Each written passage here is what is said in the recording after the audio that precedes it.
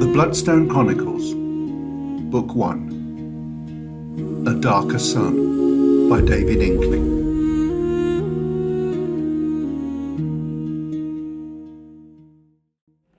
Chapter 4, Banned. Elisa had found the stone earlier that morning on the floor just by her room, where it had rolled under a chair. She doesn't stop to think where it comes from. At first sight, she's assumed it's an ordinary river stone. She simply picks it up and drops it in her pocket. Its polished surface is a clean light grey. Nothing special at all. But it's when she touches it that she knows it's different. She holds the smooth stone, sees the veins of what look like light that sparkle with a faint pink shimmer.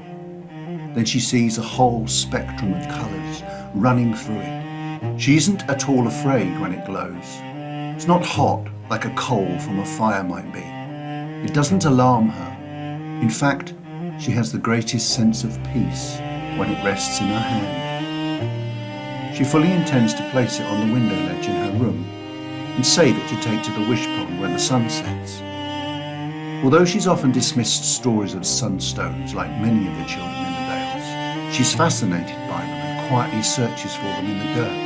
When she finds smooth ones, the right kind that nestle easily in your hand and make you open your eyes in wonder, she takes them and throws them into the pond, just to make a big splash. Plop. It's like saying the final word of the Maester's prayer. May it be. So. It feels as satisfying as putting a full stop at the end of her writing. She looks at this new stone in her hand and her heart leaps. Will this work, though? She touches the smooth surface. What a lot of nonsense people say about them. Is it so foolish to hope? So often it was just a shiny stone she found, and then it made her wonder what she did believe or question about the stone law.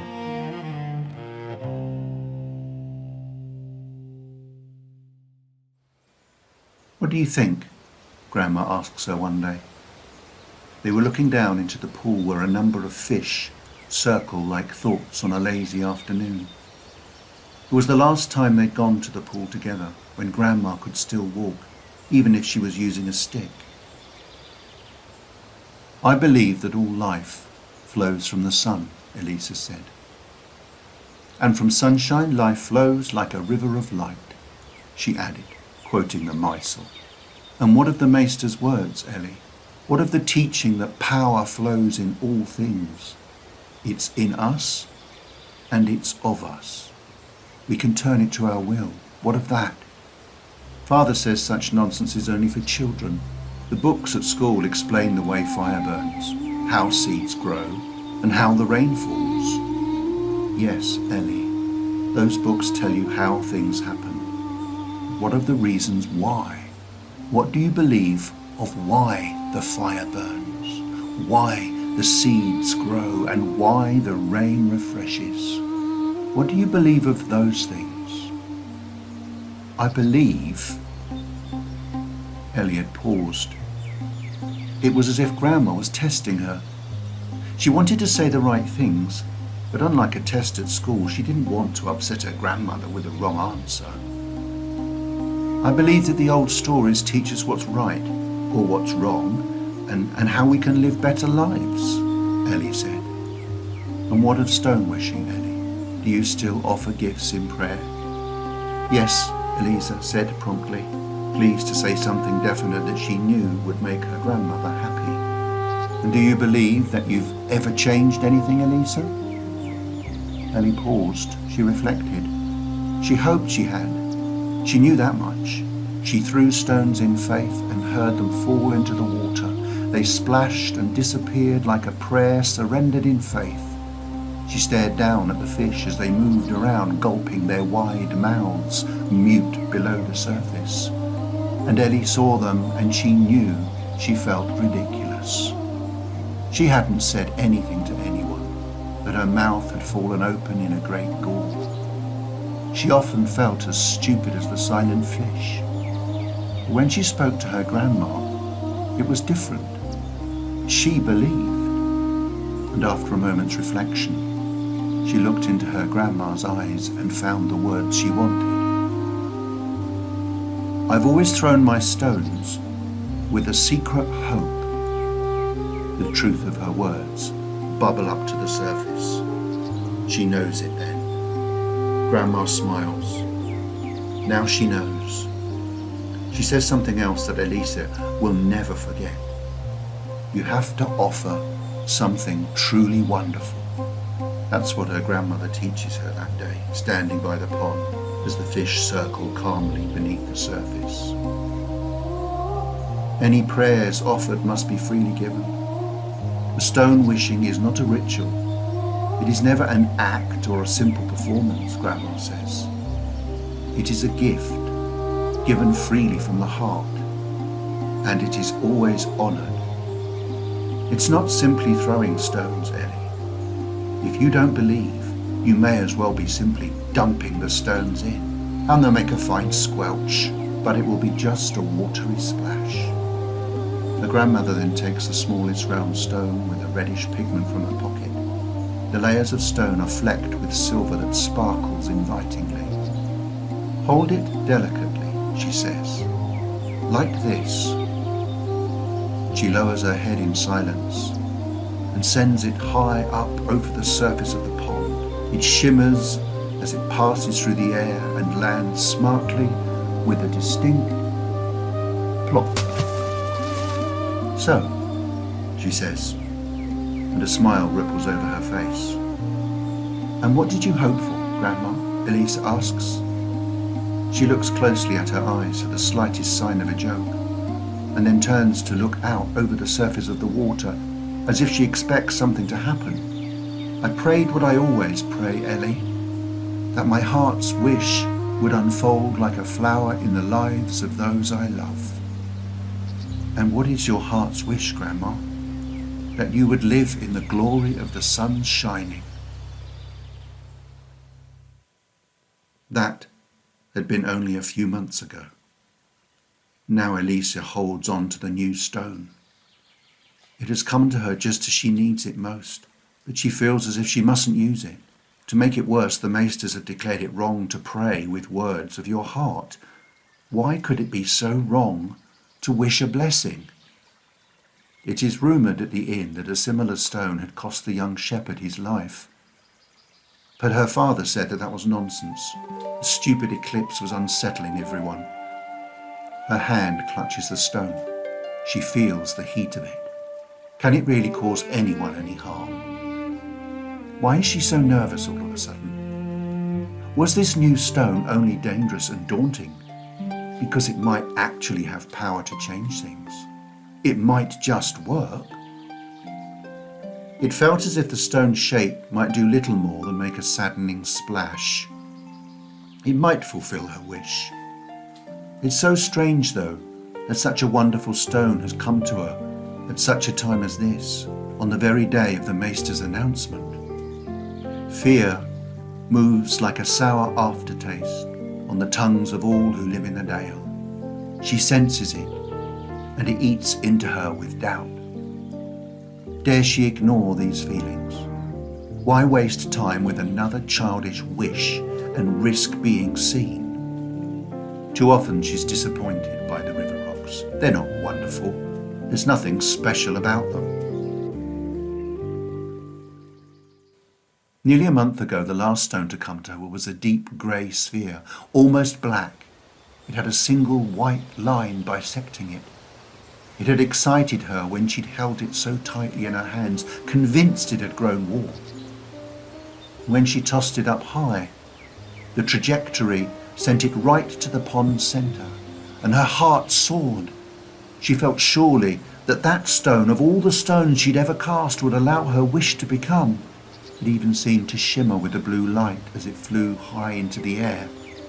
But it had fallen, like the rest, with the same dull splat. Later that same day in the evening, her heart had whispered to her that it had worked. Something had happened, and Grandma sat up in bed. She was smiling too, for the first time in ages. Alicia had been so hopeful. She saw a faint gleam in her grandmother's eye for a brief moment.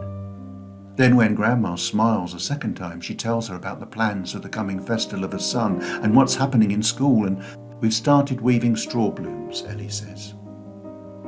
Her grandmother's brow is free of worry for a moment. At least her deep furrows of pain disappear. Ellie knows she must have bravely buried them deep within her. She sees only a little hope in her smile, and when it moves faintly across her brow, it looks like the summer sunshine in dense, dark trees.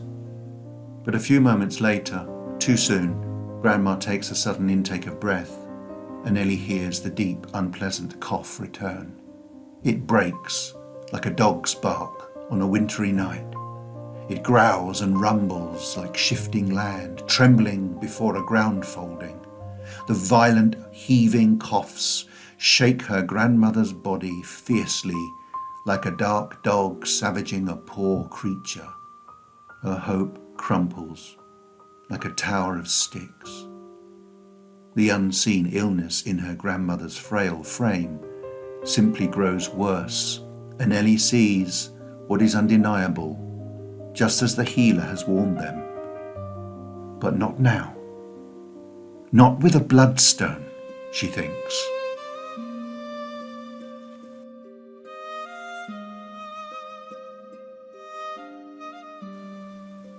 In the next week, Ellie's days at school focus more and more on the preparation of the Sun Festival. Each school in the 7 villages prepares a frond of the great sun totem. It will be set up like a great flower covered in bursting straw decorations. It will be brought to the celebration circle and raised up high over the people. Each frond is a triangle of woven willow upon which they place their plaited blossoms. As with the tradition, each child is required to weave 20 straw flowers. The blessing is then sung, and the people of the dales celebrate. The recent eclipse may have unsettled many, but for others, it is steadfastly being ignored. It adds only a slight poignancy to the preparations. The sun is still shining. So, there will be singing, drinking, and then dancing at sunset to welcoming the start of the harvesting. They will all work as one family, a whole community of villagers. They prepare for the coming holiday when each determined person pauses their individual life and moves into the fields where they camp out. They spend entire days from dawn until dusk, harvesting crops, gathering fruit, and working together to fill the countryside barns. They secure the food that they need to see out the winter. And when it is complete, there is the final feasting. The flames will light the totem, and the sun's glory will shine and burn brightly in the night sky. It is the close of the ceremony.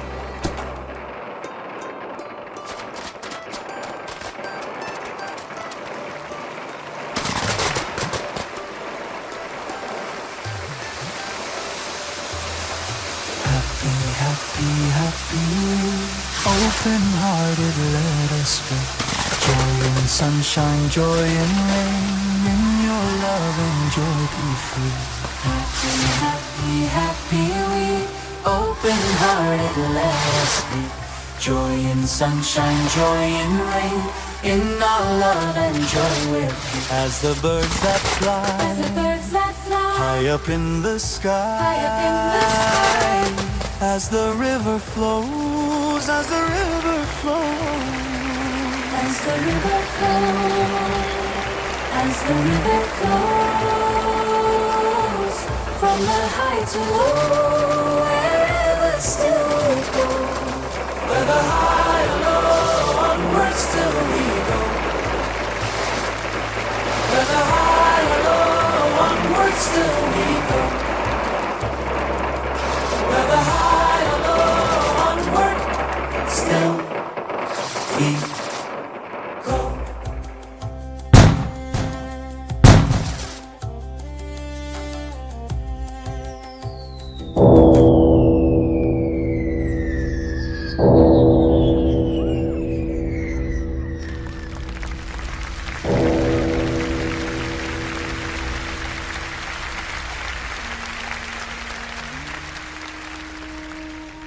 The people's stone circle of the sun is built on the raised plateau of the Great Mound.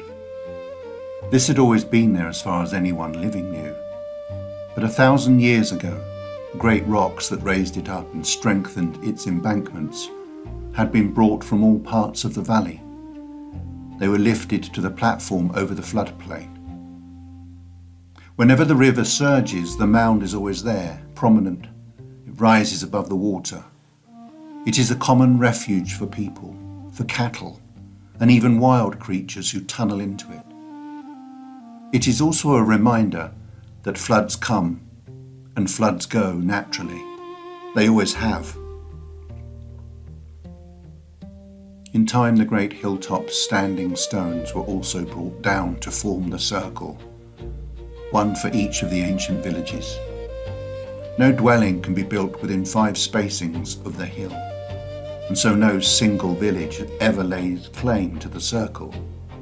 It is the people's place.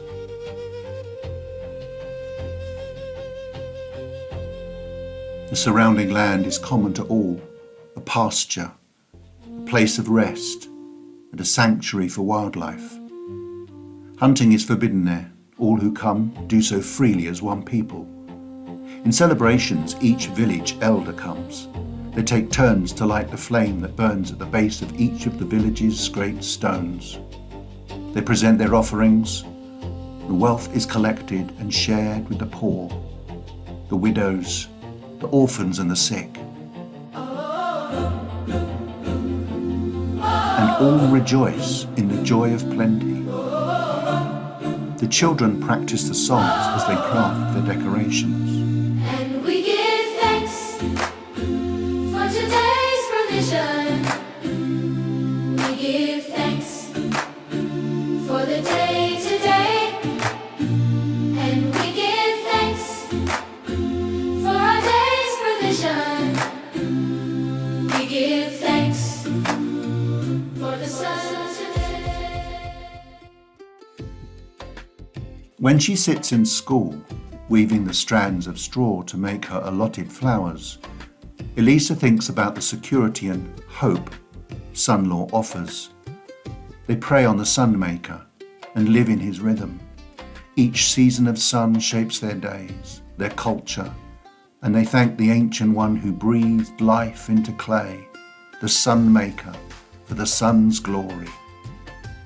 Each day ends at school with the final blessing, just as it has been, generation after generation. Blessed be the day. Blessed be the day.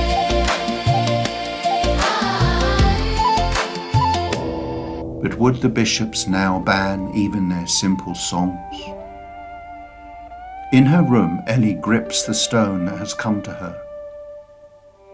It is a blessed day indeed. Her hand is tight, and dread hangs over her as dark as the shadow that has fallen on the sun. She'd felt the hope and its goodness for all she had end that very morning in the classroom. It was as if the terrible events had been a direct result of the sun's eclipse.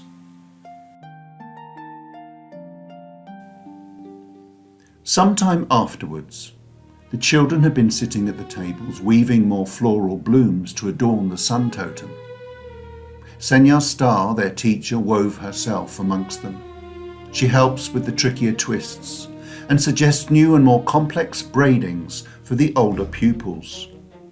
Then Alaric Haug throws his scrappily knotted straws in disgust. "This is a waste of time," he says, screws up his work in his fists. "Why aren't we doing proper lessons?" The other children stop. They all look straight at him and wait for a reaction from Senya Star. "This is all a load of stupid nonsense," he hisses.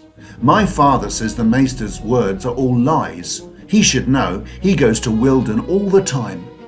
The men act on their own minds there, and they don't listen to Maesters in the city anymore.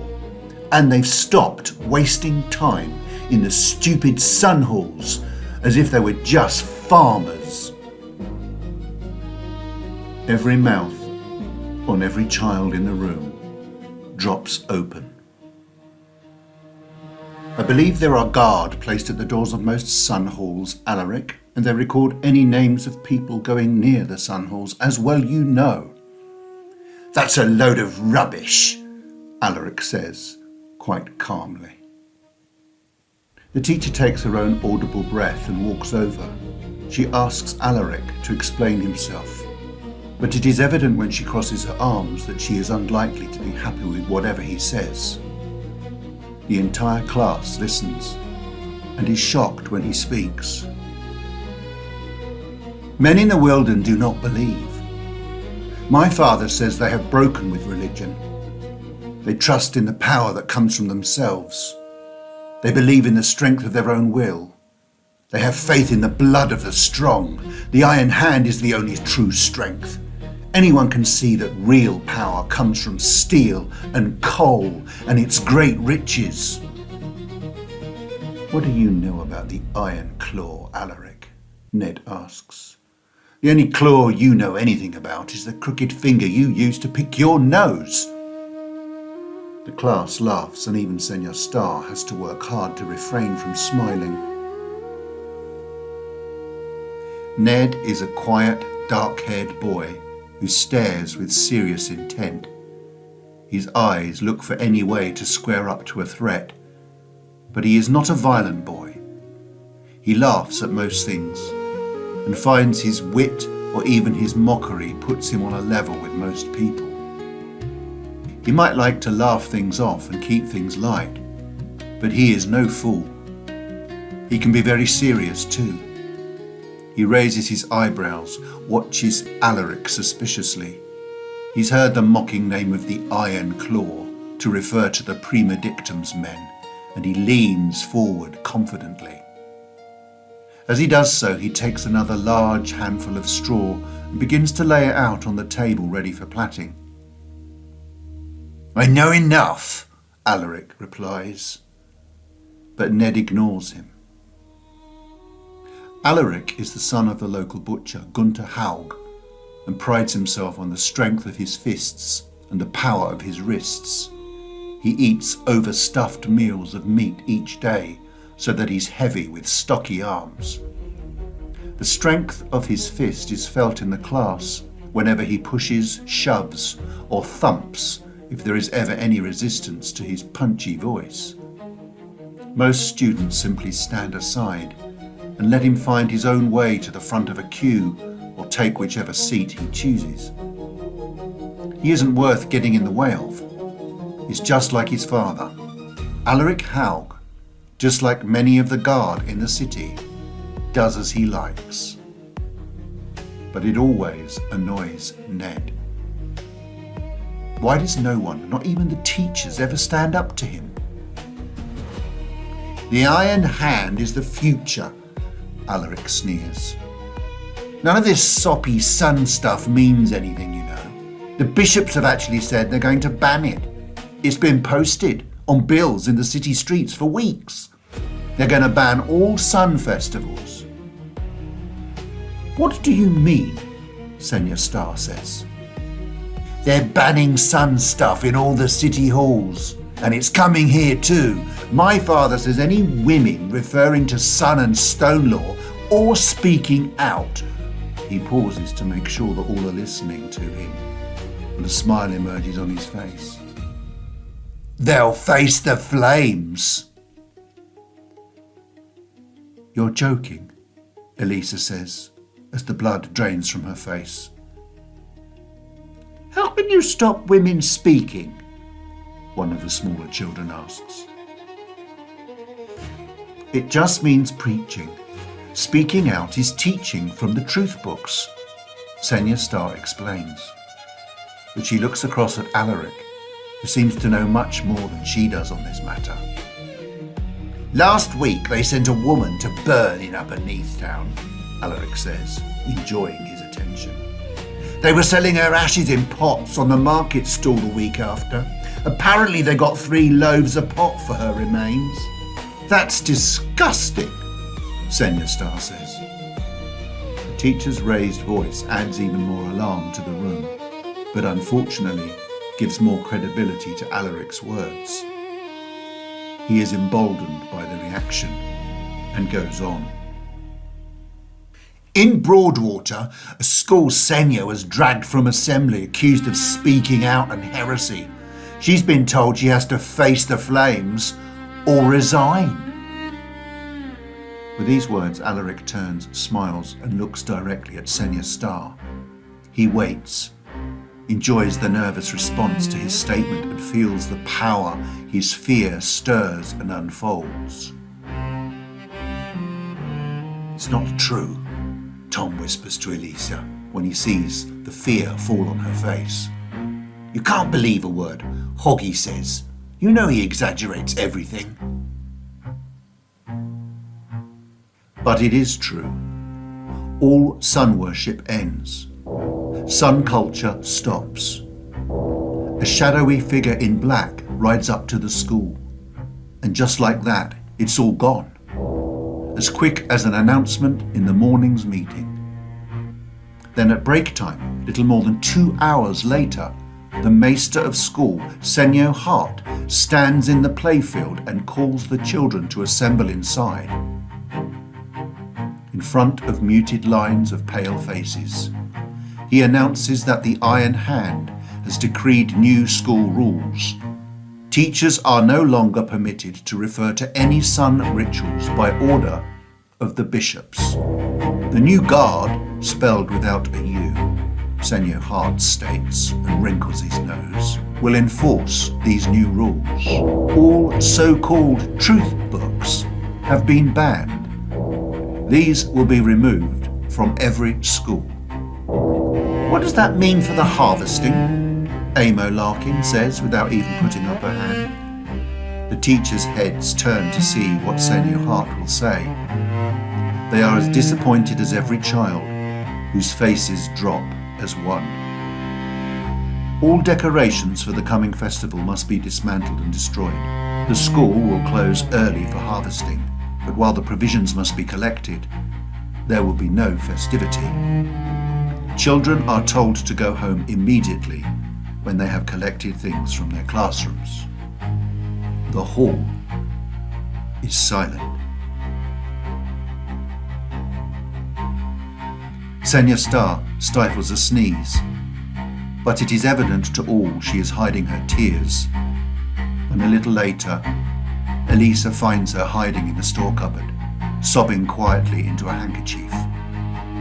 The children leave her, afraid, not knowing how to comfort an adult. They collect their things and move to the door, wondering who will actually dismiss them. In the end, Alaric just walks out and throws the matted straw mess of his decoration to the floor. As the others leave, Senyo Hart comes in. He stands quietly and in a subdued voice tells the children they may take their sunflowers home.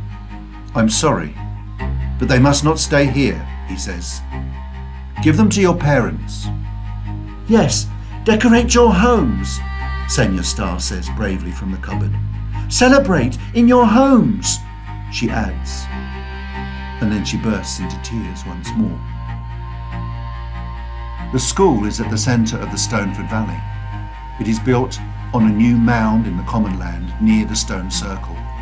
So as they walk home, the children pass the high mound and look up warily. There is the wooden outline of the sun totem. It stands, forlorn. Hewn in fresh timber, it towers over them. Like a great flower, its petals look bleak and bare, empty of their decorations. The great skeletal frame rises up high over the circle of stones, as empty as their hollow hearts. What'll we do? Ned says. We've been planning this for weeks. Will we still have the fireworks? Collis Rowan says. We'll do what we've always done, I'm sure, Tom says. It's our village and our way of life. The stone circle is still the stone circle. I'm sure the maester will find a way to carry on. There's a noise from behind them and then groans from a few students. Get out of the way! Alaric crows as he shoves by. Oh, are you off to gloat to your father, are you? Tom says. Well, I won't be wasting any more time with a bunch of stupid stoners. Why make such a fuss? You're only going to burn the thing down anyway. You just wait and see, Alaric. The sun totem will burn brightly, Ned declares. As it always has, Elisa adds. Oh yeah? And when they set fire to it, you could be the first to throw yourself onto its smelly Ellie helm. Save us a lot of time. Alaric ends with a cruel laugh. Flint words are a coward's trick, Alicia says defiantly. Who cares? Alaric says. And you'll finally have to grow up and stop throwing stones in the pond. He laughs. Or someone might see you, and then they'll know you're a believer, or worse still, a hexie. And then, oh dear, Ellie Helly Helm, you might just have to face the flames.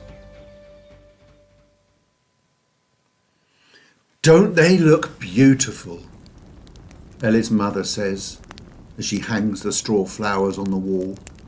They can decorate the house for our own festival, and the maester will advise us what we may do next. They're discussing it in the village tonight.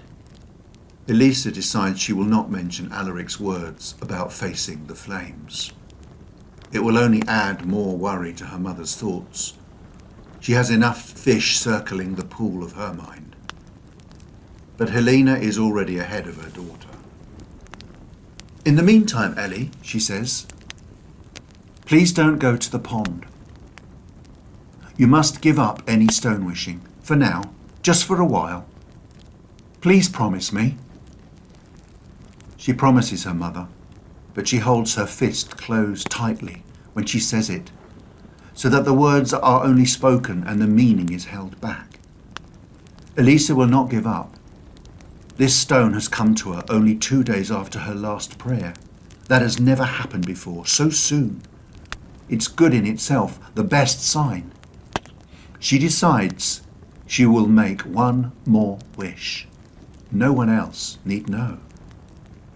After so many stone wishes where nothing happens, she has begun to think that the wonder of stone wishing is just a myth after all. An old crone's cackle it all may be, but why would they send women to the flames for it? Is it so futile to ask for a blessing? She knows she's outgrown simple requests for a rabbit or a dog. She knows it's not simply wanting your own wishes. But even simple fish-loathing prayers are often answered. She's been blessed too many times. She knows it's true. Or she thinks she does. Is it just the words unfolding? Say it and see it? Perhaps it's a bit childish to ask for yourself and receive. Is it selfish? But there's nothing wrong in asking the sun to shine light on someone else. She knows a God-breathing is true, a deep blessing. Whatever she asks for, even if it is for her grandma, is a gift. It's innocent. It feels a little futile, though, in the face of the Iron Hand's demands. Why would the guard care what she says in her own heart? Each time she prays for Grandma, the stones land with a sad and solemn splat. Nothing happens. Nothing changes. Perhaps she should listen. Just let it be, like her father says. Don't put too much store in tender hope, he whispers to her. Grandma's days are numbered, Ellie. A person's days do not outnumber stars. Every star burns out. When she asks her mother about her own stone wishing, she simply says that nothing comes from nothing. She even sings the old rhyme still. plant a thing, build a thing, sweat a thing and make it. But Alicia notices her mother's tone is flatter than it used to be. It is as if something is lost when Helena Helm sings the familiar words. She does truly hold them in her heart. Something has changed. What are they both trying to say to her? Her parents' tentative words come in gentle waves over the last few days. They don't want her to worry. But it is different now. Everything is different. She has a bloodstone. Grandma has only a short time left. The sun totem is ready to light up the night sky and burn its dazzling light. Is everyone really not going to join hands or sing the songs they've rehearsed? The smaller children have practiced sun dances ready to trail their golden ribbons. The older children have planned the fireworks. It cannot just stop. It was supposed to be the best festival for years. The harvest is ready for reaping and there's an abundance this year for all of the people. The villagers of the Dales always work together, as it should be. She cannot believe that any of this will stop. She won't. The sun always rises. She must cast the stone one more time. She will pray that her grandmother will be able to look out from the window and see the burning of the sun totem. If it is to be her last festival, she must be allowed to enjoy it. More than this, Elisa realizes. She will pray that all the people in the Dales will still be free to live life in the glory of the light of the sun. It does not matter to her that every stone prayer she's offered for Grandma in the past has disappointed her. Now, with the true bloodstone, this one that warms and sparkles in her palm, her prayer at last will be heard. With the light's blessing, it will change everything for Grandma, just as long as no one sees.